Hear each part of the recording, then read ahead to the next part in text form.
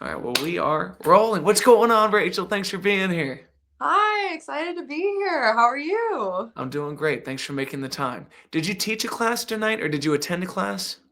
I was hoping to teach tonight, but we are under a bunch of snow, so it didn't end up happening. Yeah. Where are you located again? St. Louis, Missouri. Very nice. Very nice. Yeah. I was just talking to a friend about I got a show in Kansas City, so I'm trying to figure out how I can route through STL sometime in November. So I'm going to bother you after this podcast about that, try to find some clubs out there. Awesome. Sounds great. That'd be awesome.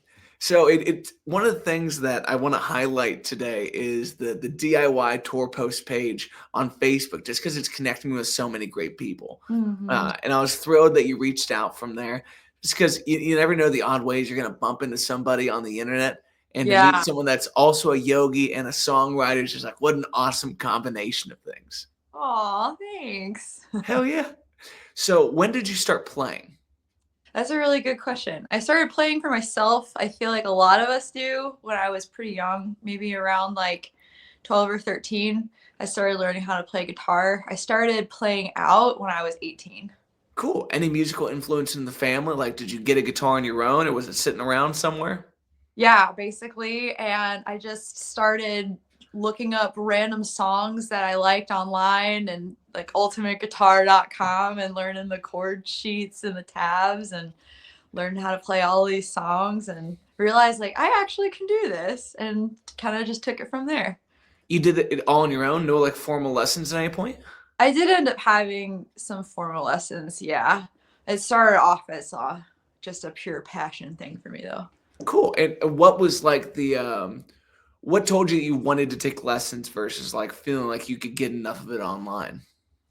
I wanted to deepen my skill and I wanted to see if I could do it faster. I really do think that like having instruction from people that are better than you can really help you to grow a lot. Also, if you can get some feedback on what you could do better, that really helps a lot too. I've been really blessed to have a lot of friends who are like way better musicians than me at this point, give me a lot of great feedback. So even though I'm not like getting formal lessons, I've got enough like excellent people around me to say, you need to shed a little more, or you're killing it, Rachel. Yeah. Well, it's interesting there's so many ways you can go learn an instrument on YouTube or get on Mhm. Ultimate Guitar, which is a perfect resource for so many of us. And like most of my my YouTubing is yoga, and Mhm. learning a lot of things on there. You never know what like the small changes that make all the difference could be until you're in the room with someone that can see those things so clearly. It's like it's your Mhm. breath work. It's the way that you're getting into this pose. It's the way that when you're going between these two chords, you have a common finger that you're not kind of leaning on. Mhm. Do you remember what the biggest aha moments for you were as a kid going from teaching yourself to having someone in front of you to kind of explain it? I think that for guitar, it was the strumming pattern. I think, I don't know if this is a relatable experience for a lot of people, but when you first start learning to play guitar, especially when you first start like doing like scales and stuff, I feel like a lot of people's tendency is just to go duh, duh, duh, like down, down, down, but Yeah. go up and down. And you're maximizing your efficiency like times two because you can go up and down now. Yeah. Well, and also the way that upstrokes feel, it's like, Yeah. everything about that sonic impact. You ever watch, the guy Eric Gales play guitar? Mm-mm. Great blues guitar player, but he's Mm. like, he's a lefty that's gonna play a right-handed guitar. In a Mm. lot of those cases, guys will reverse string it. He's a Mhm. guy that just learned to play, a right-handed guitar upside down. So approaching it from such a different place, it leads him to so many different musical conclusions that some Mhm. ways it just comes off as like that's your sound, that's who you are. And I actually just started following a gal uh, on Instagram. What's her name? I'll have to plug her later on, but she's a great funk guitar player, and she talks about reverse stringing a Strat and playing everything like you normally would, So like you're still tuning E, A, D, G, but you're just doing that with your thinnest strings on top. It's like, boy, Oh, does that open things up and whatnot. yeah. It helps you to kind of like look at the problem from different perspectives. So that would like totally unlock a lot of creativity in your brain, I would think. Absolutely. Yeah. So when did you start turning towards your own songwriting rather than just playing songs you were finding on the internet?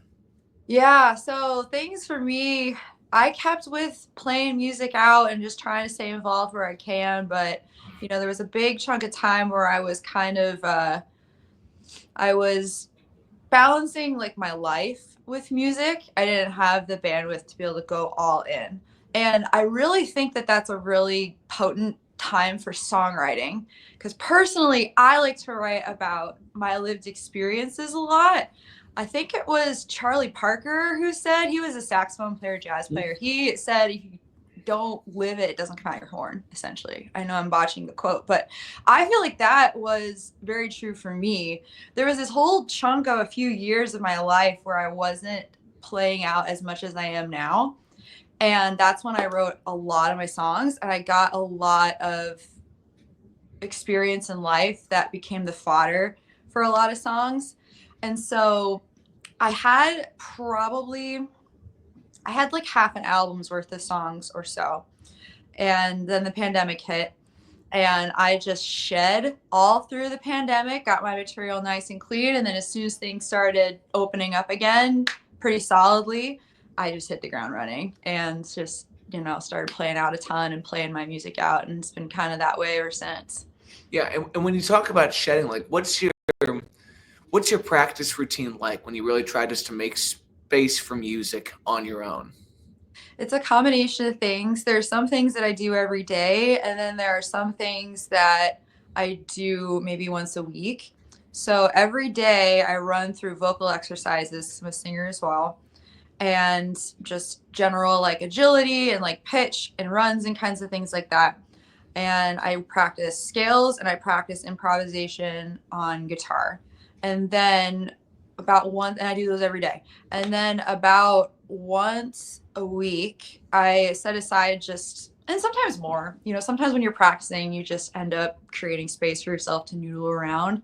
And this is all outside of rehearsal. So on my own, I'll set aside like maybe an hour, maybe more to noodle around, just throw stuff at the wall, see what sticks, just kind of thinking about like songwriting, so just noodling with guitar and vocals at the same time, thinking about some of the concepts lyrically that I would want to write a song about and just seeing what happens. And that's kind of my process, I guess, for a Yeah. basis.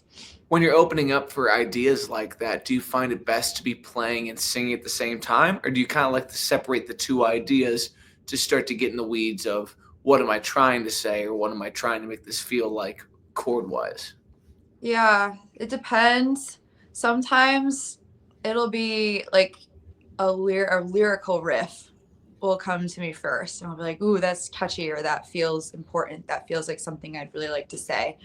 But the same can be true for like a guitar riff or chords or something, and I'm saying, "Ooh, that also sounds important. That sounds like something I want to say."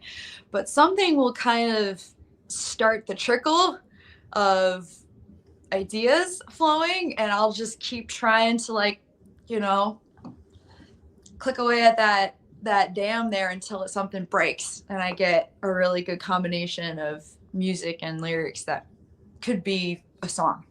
And do you find that all the inspiration that kind of way happens at once, or do you get the initial idea in that big flood, and then after that you're kind of starting to refine the song? A mixture of both. There have been some songs that I've written where it just all comes at once. It's just a really I don't know. I guess the word potent is the word I'm going with today, but just like a really like potent kind of a feeling that behind a song and it just all seems to flow out. I've written songs in like a day. But then there are other songs that I like just as much as those that I've written that will take me months. But it's because what I'm trying to say is a little harder maybe to get across. And then after I kind of get the bare bones of it, the refining happens. And what that process looks like is sharing that with the band, sharing that with Nick Monte and Michael Cortina and Tito Gomez, my bandmates, and allowing them to expand on what I'm trying to say together. and also playing it out. We like to play our songs out before we know what they'll sound like on a record for a year or more, to give it room to breathe and Yeah. allow it to continue saying what it wants to say until it lands exactly where it's meant to land. And then is most of your gigging atmosphere going to be like bars and restaurants, or strictly kind of club gigs? How do you like to do that? We like to do shows in venues where people like to listen to music. I'm sure it's like any artist wants. We do a lot of like concert venues at this point with like stages and things. We'll do like the odd restaurant or bar every once in a while, but we're mostly on stages at this point, which is really fun. Yeah. Well, I think doing the ticketed shows and knowing your audience and what you're able to do, like there's limitations in that regard, but then there's also there's more opportunity to really connect with your fans. So how often do you like to play in your home market in that kind of environment? We like to do 3 larger style shows in St. Louis a year. Every once in a while, we do a little bit more than that, but we really like to throw a nice big party kind of show at least 3 times a year. And then for the rest of that, do you do any touring in like the general area, or do you Mhm. kind of stick to focusing on those three? Yeah, so we do a lot of touring. In fact, we're doing a lot of touring this year. We just announced the spring leg of our Lifecycles tour, where we're focusing a lot on like the West and heading out West, and we'll be announcing our summer dates soon. We're covering a lot of states this year. In the spring leg, we're heading to Chicago, down to Memphis and Tennessee. We're going out to Kansas City. Then we're heading to Colorado and out to Arizona and LA. And then the spring, people keep a lookout. We've got some Wisconsin dates heading your way, Kentucky, Ohio, more stuff down in the South, across the Midwest. So we're Cool. covering a lot of ground this year. Yeah, let me know when you're coming through Cincinnati. Oh, that'd be awesome. That Yeah. would be Do great. you manage all this yourself? Or are you kind of the driving force behind the booking side of things? Yeah, I do a lot of the behind the scenes. I'll also be able to rely on my bandmates quite a lot, so that's really great. We share the load. They allow me to ask for help and say, "Hey, can you can you send this email? Can you help me with this poster?" So that's really good. I get a lot of support from the guys. Yeah, to know what your community is capable of and being able to Mhm. ask those things is important. Because, would you describe yourself as a solo artist? Would you describe this mainly as a band effort? This is a band effort for sure. Cool. It started as a solo effort. It was a singer-songwriter project for the first 2 years, but I always wanted it to be a band. And I've been really happy to be having that experience and getting to share kind of the creativity amongst not just myself, but just be able to work together with my friends and do this together. Yeah. Well, I think for a lot of artists out there that are saying like, should I tour, and what would I consider a good out of town date? Like, what Mhm. kind of marks a successful road show for you? It's a really great question. I would say just have people in the room, and work with some bands that you really like. Those are some big wins, because I know it can be hard, especially if you come from a larger city. You might be used to like a larger crowd. If you go to a smaller city, it's going to be a smaller group that shows up. It's just proportions, you know? And if you are making connections with really great bands, like other bands, they make good music, they're good people. That, first of all, is a win, because you'll start to realize very quickly when you start touring a lot more often that it's not just the music scene in your hometown that's small. It's like the whole music scene across the nation is a small town. But Yeah. that can be a really good thing, because you end up making like a lot of friends and then having shared connections. And then if you can have some people in the room that dig your music, you know, that that can spread, play that show even if there's a smaller group of people in the room than you expected. And then when you come back the second time, maybe that will get a little bit bigger. Or you can learn from the experience and say, well, what can I do better next time? Can I promote this differently next time, or what have you? I don't think that you can really lose playing out. There's either something to be learned or friends to be made, connections to be had. There's always something good that can come out by getting Yeah. out of your town and playing a little bit. And how do you like to prep a new market when you're going to go in there for the first time? Try to talk to as many people as you can and think creatively about how you can talk to them. So, if you've got people that follow you on Instagram, what can you do to connect with people on Instagram? Can you, make sure you're talking to bands there? I like to talk to bands on Instagram just because it's the app that I'm most connected with. But are you a part of some musical group? Our DIY group on Facebook. Get a part of some communities online and start talking to people and making some connections and friends there. I think that a lot can be said for quality. If you know somebody who's an artist that can design a poster for you, you know, employ them to come and make a poster for you, make some art for you, because it goes a long way. People see a nice poster and they're like, "Oh, that's cool. I'm gonna go to that show now." If you don't have music out, and you're thinking about recording, that is a really good way to be able to share your music to people online. When you're considering making your album, I know it can be expensive. It can be hard. What can you do to get the best quality out of the music that you're going to record? Practice as much as you can, get the best people that you can in on your project to help you make a really nice record or EP or single or whatever it is, because that quality goes a long way. When you start sharing it turns some heads. Absolutely. And Mm-hmm. I think a lot of folks, you get into touring just having high hopes for what you can gain out of it. But the harshest reality, I think, is the financial side of independent Mm-hmm. touring. How do you kind of watch spreading yourself too thin when you're out on the road and trying to properly gauge, what can be made on the road versus how much can we be in the red? Mm-hmm. And I think that is personal, person to person, because it's really a question of you sitting down and like asking yourself, well, what are your most important goals with your music? I think that's something that's wonderful with original music is that there's no real ceiling to it. If you continue to persist and continue to grow and continue to share, there's never going to be a point where you can't go any further. Um, that being said, sometimes it takes a little longer to get original music off the ground.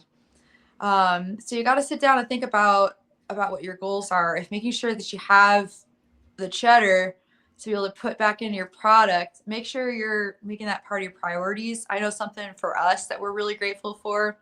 We've got a couple venues here in St. Louis, bars locally owned that really like us. We really like them.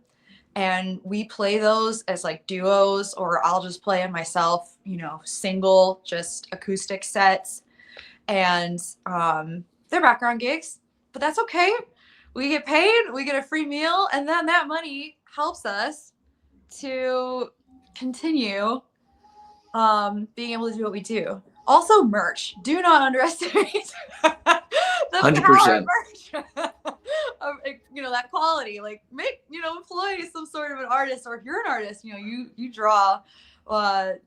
Get some good merch. Get some good art that you can sell.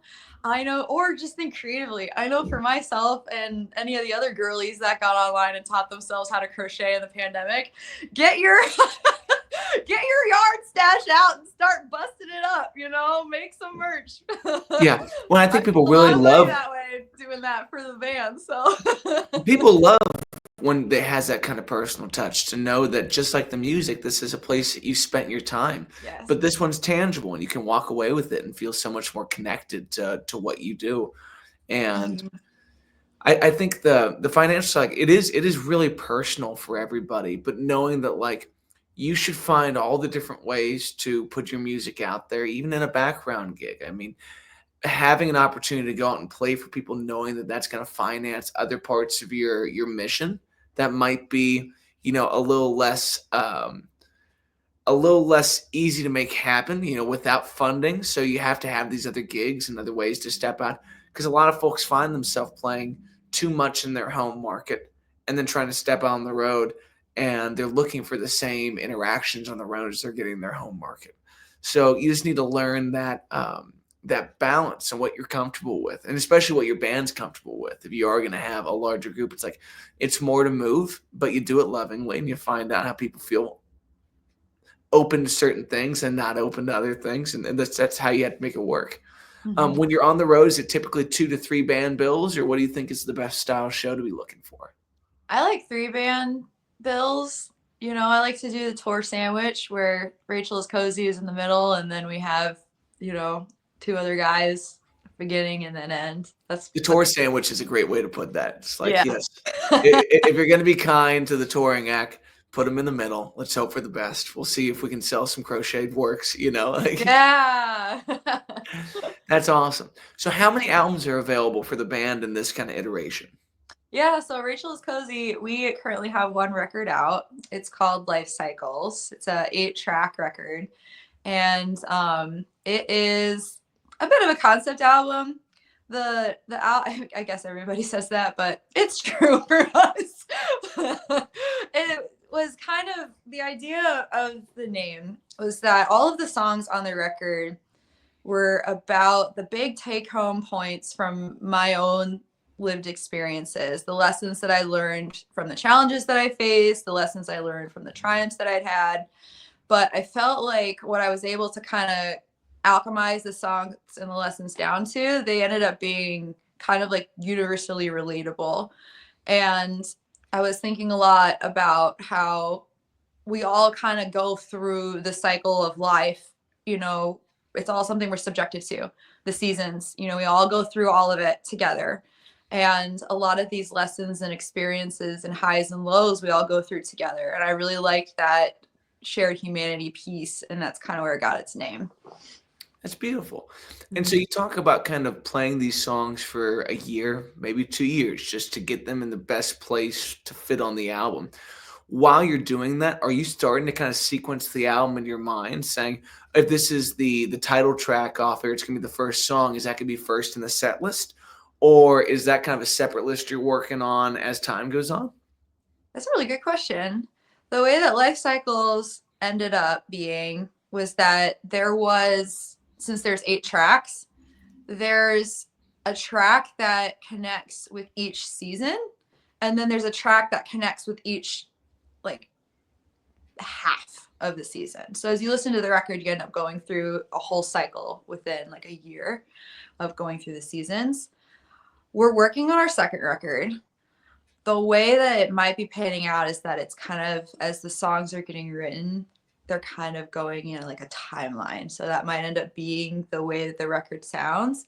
And when we play live, we really like to switch up our set list every single time to give our fans a unique experience every time. So no matter how many times you're coming to our shows, they're all going to be different. We do a lot of improv at our shows too, so you're getting a new experience every time.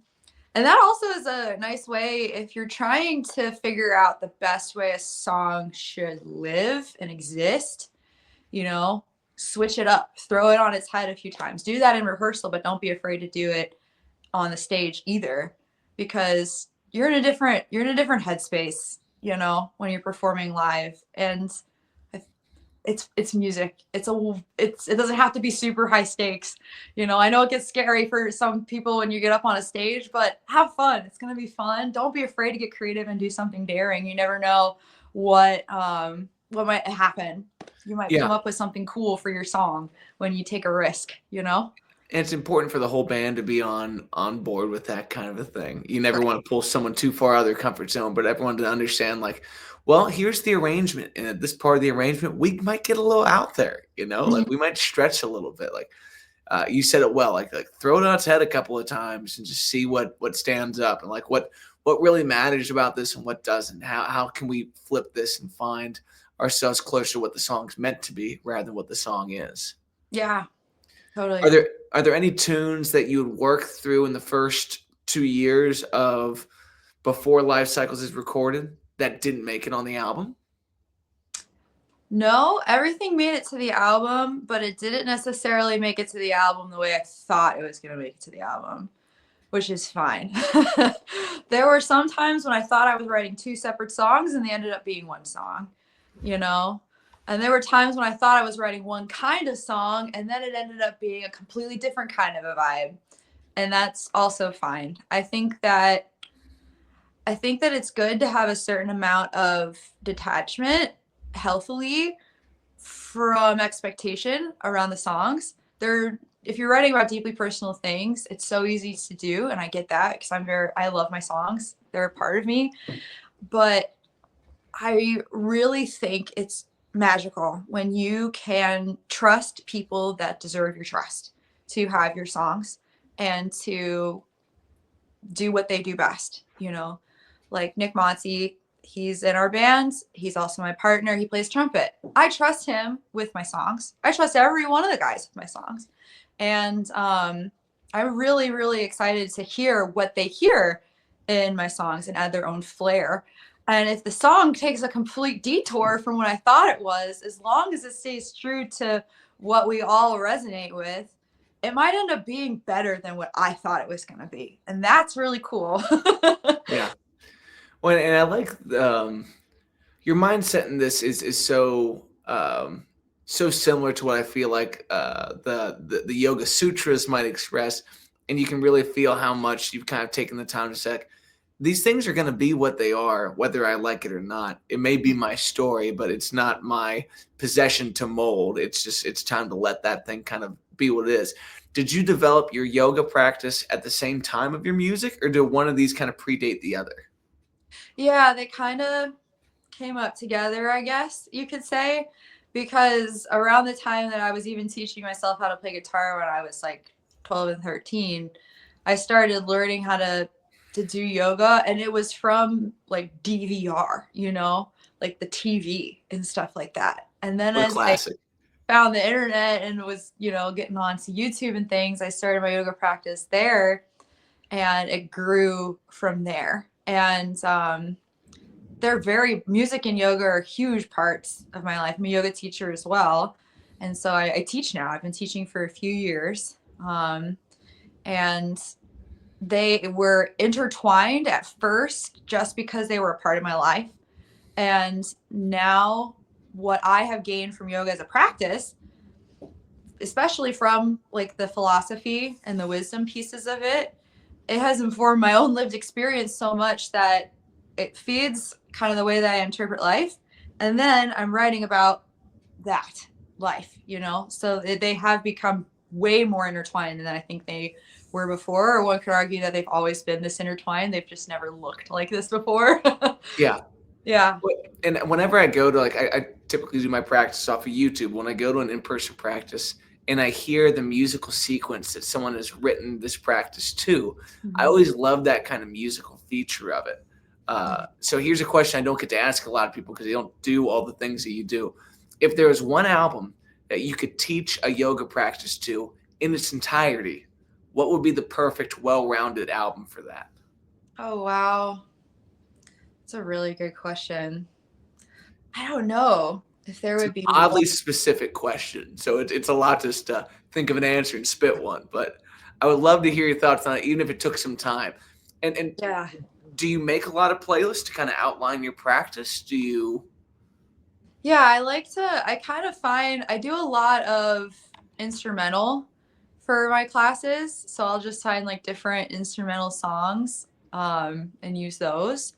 So, but I would, if I were to do like one, it would be hard to pick one album, but I can think of several songs, you know, off the top of my head. Honestly, I would love to not necessarily pick one album, but just like pick like a bunch of like women empowerment, like let's go kind of songs and do like a really like power yoga class, Yeah, stuff like that. I think that would be really fun, you know, or just do some like, like, I don't know, like Led Zeppelin, Sting and the Police, and just like do some really like cool ballads, but like do a power class to that. It would be for sure. outside of what I usually do, but it would be fun.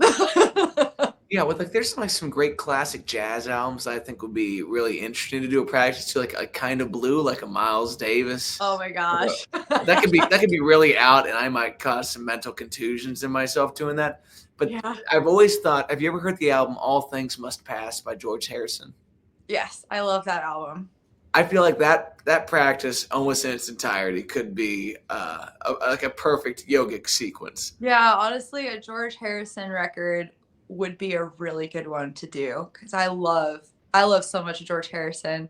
I would probably I like to incorporate a lot of wisdom like in like what we call in yoga dharma talks into my teachings. That way people are kind of going through the yoga and they're digesting a little bit of like hopefully empowering stuff as I teach. I probably wouldn't talk at all. I would just let George Harrison Yeah. carry them away.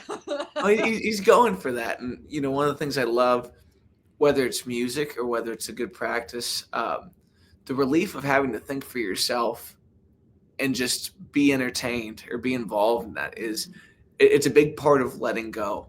You know, when someone's walking you through why this is going to be part of your inhale, why this is going to be part of your exhale, and what to focus on in your exhale. Like the first time that someone said, relax your scalp, and I could, it's like the lights got turned on in a different part of my life that I wasn't really awake to. Mm-hmm. And I feel the same way about like a great bridge in this song. This moment that I've become comfortable somewhere and we change scenery. And if I can go with them there, I feel this great sense of relief because the rest of life doesn't need to exist right now as we start to kind of walk into this new corner of this thing. Yeah, I love the way you said that. It reminds me a lot of how I remember my own yoga teacher when I was in my training and her explaining kind of the role of the teacher and how we're supposed to hold our students and just allow them to, as we create like a class, for example, we're creating an experience for people. We're creating a way of holding space for people to be able to move through this experience and completely trust us. So, you know, as you go through a yoga class, if the teacher says, you know, rise up into warrior one, you go with it because you trust what the teacher's doing. You know, of course, in my classes, I'm encouraging you to listen to your body and be empowered to make those calls for yourself. But a lot of times when you feel like you trust a teacher and what they're telling you to do, you just kind of go with it. And that's what we do for people with music as well, especially when you're writing original music. But even as you're creating a set, you're creating an experience, you know, for your audience, for your listeners. And if we can be intentional in how we curate that experience for them, we can really take people, whether you're playing a show or you're creating a record in the studio, you can really take people on a similar experience. You know, if you're going through a yoga class and you start really like down here, you know, and then you get really energized and then you come down into Shavasana and rest. I mean, that's like building a song. Yeah. You know? No, it certainly has that full journey that like you're asking if you're going to step up and try this, give me everything for a little bit. I think the worst thing I do as a home practitioner is start a class, pause a class, walk away, come back, start a class, pause a class, walk away. It's like, it's 45 fucking minutes. Would you mind just staying here? And then when I think about the greatest albums I've ever heard, it's kind of the same thing. It's 45 fucking, do you mind staying here for a second? You know? I can't remember the name of this album ever. It's Joe Walsh. It's like the smoker you drink, the drunk, it's something like that. But it's like it's this perfect classic rock album that it wouldn't have this chef's kiss moment if I didn't give it the whole listen. And we live in so much more of a singles driven world that in my own art, I might be less focused on that. But to have 8 tracks that really define the cycles of a year, it sounds like you really put a lot of intention into that. So how many months did you hold on to this record and listen to it by yourself to make sure that these sequences were right? 4 months. We sat on it for 4 months. It's because you said that like you've been. It sounds painstaking. It is a little bit, you know, but it's necessary. I talk about Lifecycles as if it was my first child because it kind of is. Like, there's a lot of work that goes into a record. And for anybody out there who's working on a record and you feel like you're putting your heart and soul into it, it's because you are, but stick with it. I promise it pays off, you know, because we did the demos before we did our record. So we were in the home studio before we went to the big boy studio, and just thought creatively around how the song should exist on a record. And we sat on that for a year before we went into the big boy studio. We were in the big boy studio for like 150 hours. We did it all in like 6 days. we just like ate, slept, showered, studio. Like that was what we did. For And six. did you like that extreme kind of experience? Yeah, What a loaded You're like, did I have fun sweating that out? Yeah, I did. I did. Well, if you're creating music with people that you like and you know that's what you want. I think that you make your best art when you have really good relationships with the people you're making your art with. And even though it was a lot of work, it was a very rewarding process to do that sort of in-depth work together and just do nothing but focus on that for like 5 days. And it was gruel. It was like a labor of love, and we were like a machine. It was like me and our producer, our sound engineer. His name is CJ Alexander. It was like he and I never stopped. And every once in a while, the other guys would get a chance to stop, and they would stop just long enough to go and make the rest of us sandwiches and come back. And that was how we survived. Yeah. That was how we got through. And it's a beautiful thing when you can rely on the people that you love that much, you know, to all support each other to get through something that is a lot of work. It was tiring. We were all pretty tired by the time we were done. And then there's the post, you know, studio stuff, where that was the 4 months where we're sitting on the album like it was an egg in the nest, just listening to the tracks over and over again, and you know, making sure that we liked everything, and getting ready to release it. And yeah, it was a lot, but it was worth it. Don't ever I hope nobody ever listens to a story like this and thinks this is too much. I can't do this. You know, I don't know if I'd ever be able to put that much work in. Like, do not underestimate yourself. And also, if your baby is worth it. Your baby is worth whatever amount of work you got to do to get it to live and exist in the world. Well put. And it reminds me again of when you step away from your practice, you know, when you can't stand that 45 minutes and you get as impatient as I feel like I've been treating myself in that, it's like you don't get the same relief at Shavasana unless you suffer a little bit, unless you go to understand that and you learn how to let go of your descent of where are my quads at? They're in the middle of hell, okay? Where's our mix? It sucks right now, but we are getting to the end of this. It's like the overheads are too hot. Well, put the headphones back on and eat it for another 15 minutes and find out what you're made of. It's like, because there's something really beautiful here at the end, but it doesn't happen without the willingness to get uncomfortable. Yeah, exactly. Yeah. You know, I couldn't agree more. Were you and your partner together before they joined the band, or were you playing in the band together when you got together? Kind of. So Nick Monte and I had been best friends for over a decade before we were romantically involved. And then we became romantically involved, and we've been together as a couple for almost 4 years now, coming up in June.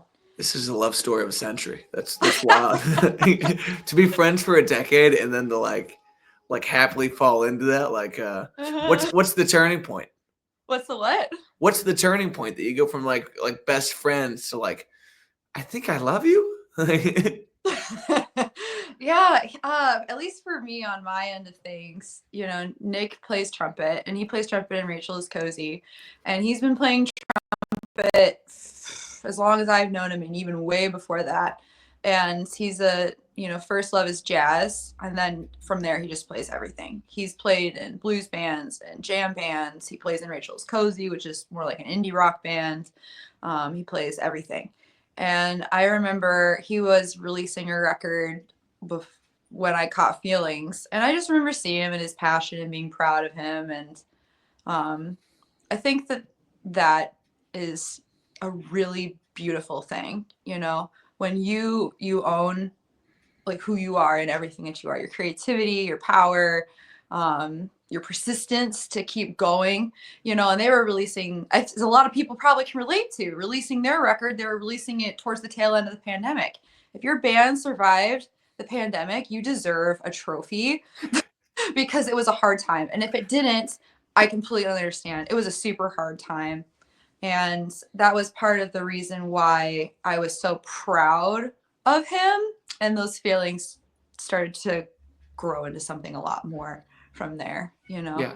And do you two have like a boundary of when we talk about the band or when we just have time for us together? Like, Yeah, we celebrated Valentine's Day um this last weekend, and we were just like, we can't talk about the band.